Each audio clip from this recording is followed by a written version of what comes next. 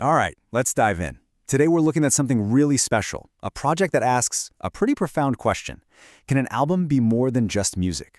Can it actually blend storytelling, ancestral memory, and sonic technology into a powerful act of cultural resilience? So let's just kick things off with that big question, right? What if a collection of songs could do more than entertain you on your commute? What if it could be a tool, a genuine tool for healing a historical wound? That's the core idea we're going to unpack today. At the heart of this whole project is a story, and our protagonist is a young indigenous person named 𝗧𝗓𝗓. Now, 𝗧𝗓𝗓 means stone in the Lakota language, and they start hearing this mysterious ancient song, a song that no one else in their community seems to remember. And that sets up our whole mystery. Where did the song come from? And more importantly, why was it forgotten? So that brings us right to the first part of this journey. 𝗧𝗓𝗓's search for this melody that has, for all intents and purposes, been completely swallowed by silence.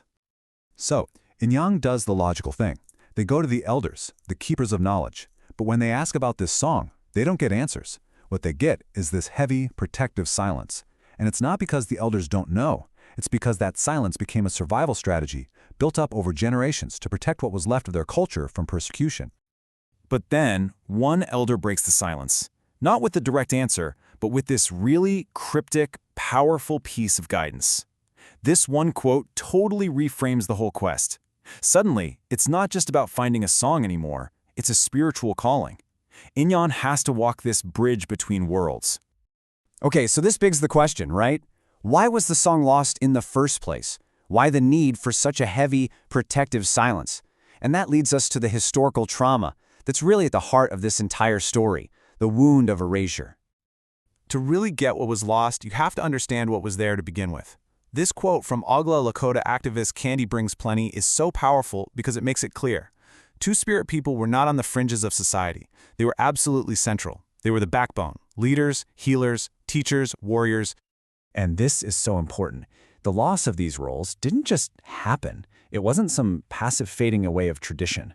The source material calls it colonial erasure, and it was an active, systematic process. It happened through laws, through forced assimilation in boarding schools, and through intense pressure from missionaries. To make this abstract idea of erasure something you can really picture, the project uses this powerful metaphor, the colonial mask. It's this idea of a mask being forced on a people, covering up their true, plural identities and replacing them with rigid, binary gender roles. It's a mask that literally tries to rewrite who a person is. So you've got this deep, historical wound. How in the world do you even begin to approach healing it? Well, the answer here is just fascinating. The project turns the album itself into a ceremony made of sound. So think about this. This isn't just an album you put on shuffle. No way. It's designed to be one single continuous ritual. It literally weaves in elemental sounds, wind, water, fire, throughout the entire experience. The goal is to make you, the listener, feel like you're actually inside a ceremonial space, not just listening to some tracks. But here's where it gets really interesting. There's something else going on here. Another layer, a kind of hidden architecture. The project uses modern technology to make this ceremonial experience even deeper and to actually guide the listener's state of mind. And that technology? It's called binaural beats. You might have heard of them. Basically, they're these very subtle audio frequencies that are layered just underneath the music, and they're designed to gently nudge your brainwave activity. It's a way of using sound to help you get into a state that's similar to deep meditation or even a trance. And this isn't random. The sound design is incredibly precise. It's mapped directly onto the story's emotional journey. As you can see here, the album starts with theta waves to evoke a dreamlike state for memory, moves to alpha for reflection, and then builds slow beta for the empowering climax. So you're not just hearing the story. The sound is literally designed to help you feel the emotional journey. But the creators wanted this to be almost unnoticeable. The actual gain setting for these binaural beats in the final mix is -24 decibels. So what does -24 decibels even mean? It means it is super subtle. The whole point is that it's this current running just beneath the surface of the music. It's meant to be felt more than heard, influencing your state without you ever consciously noticing it.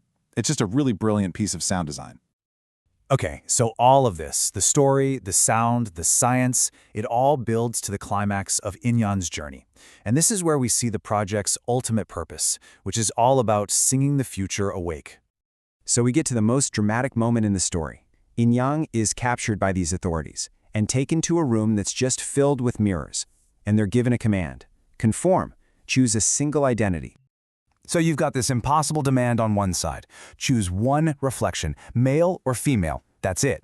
And on the other, you have Yin-yang's defiance. Instead of choosing, Yin-yang does the one thing they've been searching for this whole time. They sing the ancient song. And its power is so great, it shatters the mirrors into 1,000 different reflections. And this right here is the whole point. That moment in the story isn't just for dramatic effect, it's actually a model for how cultural resurgence works in the real world. A story sparks a connection. Those connections build a community. And that community is what has the power to bring traditions back into the light, which turns the simple act of reclamation into a powerful political statement. So, what's the takeaway for us? For anyone who wants to be an ally, the project lays it out pretty clearly. It's a call to action. It's about supporting indigenous leadership, always making sure that consent and protocol are at the center of any cultural work, and using whatever platform you have to amplify these stories, not speak for them. And the whole story, the whole album, lands on this absolutely beautiful and visionary lyric. Yin-yang's journey doesn't just end with a personal victory. It ends by creating a new path for everyone.